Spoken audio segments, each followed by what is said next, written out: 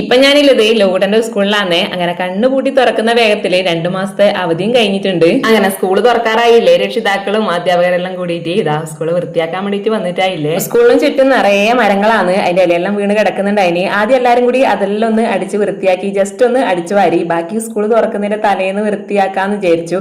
അപ്പം കുറച്ചും കൂടി നല്ല വൃത്തിയിൽ കിട്ടുമല്ലോ. പിന്നെ ക്ലാസ് മുറികളെല്ലാം അടിച്ച് വൃത്തിയാക്കി ബെഞ്ചും ഡെസ്ക് എല്ലാം പിടിച്ച് പുറത്ത് കൊണ്ടുവച്ചു. ഇതാ ഈ ഞാൻ ഇറങ്ങി വരുന്ന ക്ലാസ് ഇല്ലേ, അത് ഞാൻ പഠിച്ച ക്ലാസ്സാണ്. 7C ആയിരുന്നു കേട്ടാ മുന്നേ ഞാൻ പഠിക്കുന്ന സമയത്ത് ആ ക്ലാസ്. കഴിഞ്ഞ വർഷം ലോക്ക്ഡൌൺ പഠിച്ചതും ഇതേ ക്ലാസ്സിലാണ്. ഇന്നത് 6A ആണ് കേട്ടാ. പിന്നെ ഡെസ്കും ബെഞ്ചെല്ലാം നല്ല വൃത്തിയിൽ തുണിമുക്കി തുടച്ചു. മഴ ഉണ്ടായതുകൊണ്ട് കഴുകാൻ വേണ്ടി നിന്നില്ല, പൂപ്പല് വരുമെന്ന് പറഞ്ഞുകൊണ്ട് അങ്ങനെ തുണിമുക്കി തുടച്ച് എല്ലാം ഉണക്കിയെടുത്ത് ക്ലാസ് മുറിയെല്ലാം അടിച്ച് വൃത്തിയാക്കി കഴുകിയതിന് ശേഷം നമ്മൾ എല്ലാവരും കൂടി തൊട്ടടുത്ത് തന്നെ ചെറിയൊരു തട്ടുകടയുണ്ട്, അവിടെ ചായ പിടിക്കാൻ വേണ്ടിട്ട് വന്നിട്ടാന്നില്ലേ. ചായയെല്ലാം കുടിച്ച് തിരിച്ചു വന്നതിന് ശേഷം കുറച്ചും കൂടി ക്ലീനിങ് ബാക്കി ഉണ്ടായിനി. അതെല്ലാം തീർത്തതിന് ശേഷം നമ്മ മാങ്ങയെല്ലാം മുറിച്ച് തിന്നാൻ തുടങ്ങിയിട്ടാ.